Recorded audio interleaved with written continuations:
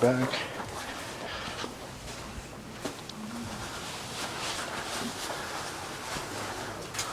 So I guess it's scheduled March 29th to April 2nd, right? Mm-hmm. Yeah. It's like that in Fairfax as well. Oh my God. That was a good one.